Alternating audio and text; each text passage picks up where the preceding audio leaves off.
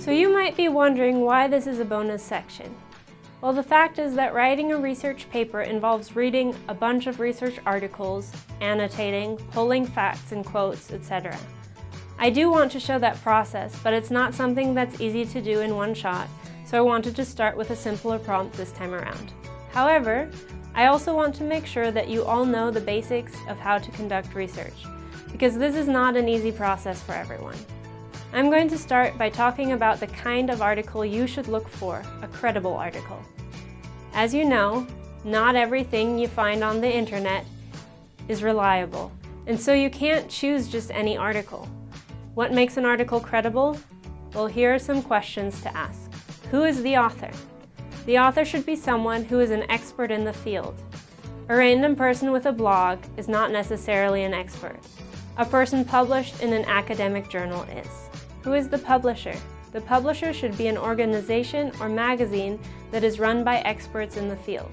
You are not expected to know who each publisher is, but if they are credible, it should be easy to find information about them. Be cautious of parent websites. A parent website is a website or group that owns the information published on another website. For example, if you find an article stating that ocean pollution is at an all-time low, and the article was published by a group affiliated with an organization known for overpollution, that article might lack credibility. .edu, .gov, and .org sites are always preferable to .com sites, as they have clear legal affiliation with educational institutions or the government. What are the author sources? A credible author will tell you where his or her information comes from, which is incidentally why you have to cite your sources. If your source does not cite its sources, you should be suspicious about the reliability. What is the general appearance? Appearance is not everything, but peer-reviewed articles have gone through a thorough editing process and will look somewhat polished. At the very least, there should not be significant spelling errors. What is the bias? Some articles are expected to have a slant. For example, if I am reading a news article from a site that I know has a certain political opinion, I expect there to be some bias.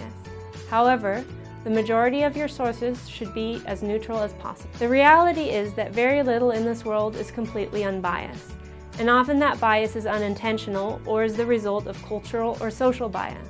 It is important to be wary when reading and to analyze the perspective that each piece of writing comes from and what possible biases might be in effect. Business websites can look very professional and credible, but never forget that the goal of the website is to sell you a product.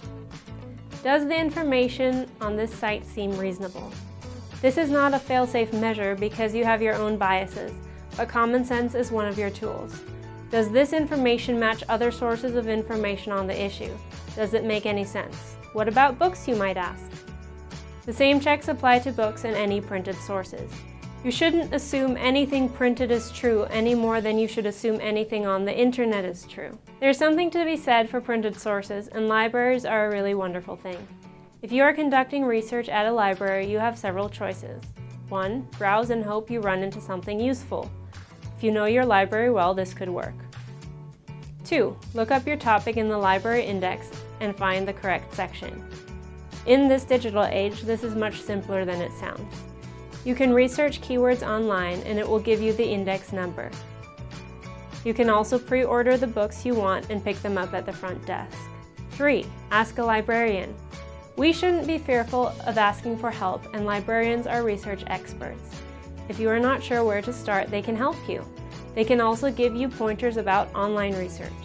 Use your local experts. Now, if you spend a lot of time on the internet, you probably know how to find information.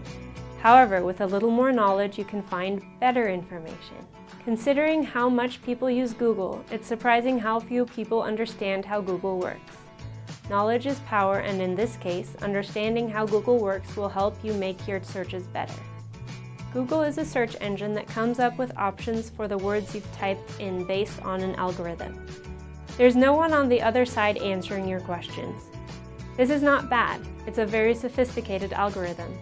Here's what you should know. If you are not finding good sources, you can change the word combination you are searching. Try using synonyms and you may come up with different results. Google lets you specify the type of site you are looking for. If you go to Settings, Advanced Search, there are all sorts of fun options, including domain, i.e. .org, .edu, or .gov. Google Scholar, which you can find by typing Google Scholar into Google, is a sub-site that will search only scholarly articles. A lot of the best articles are on databases that have to be paid for, which is unfortunate, but also provides funding for the people who write these articles to keep writing them. The good news is that there are databases, for example university library databases, that pay for these articles. If you have access to a university database, that's great. If you don't, the good news is that your local library probably has a database of online sources. I'm going to give Wikipedia some special attention. First of all, don't use Wikipedia as a source. Wikipedia allows anyone to contribute and edit an article. And while most articles are edited by enough people that they are mostly accurate, there's no actual guarantee. However, if you scroll to the bottom of the page, you should see a list of sources. This can be a great starting place for your research. If you are writing a research paper, it can be very tempting to organize the paper based on sources. In other words, to write one paragraph per source, basically summarizing what the source says. This is not the goal of using a source. Instead, identify similar ideas exactly the same way you would if you were just working off a brainstorming list. Do not start writing your paper and simply adopt the organization of the text you are working with.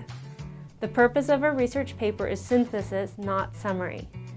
Instead, take notes on the article and then approach your notes the same way you did your brainstorming list.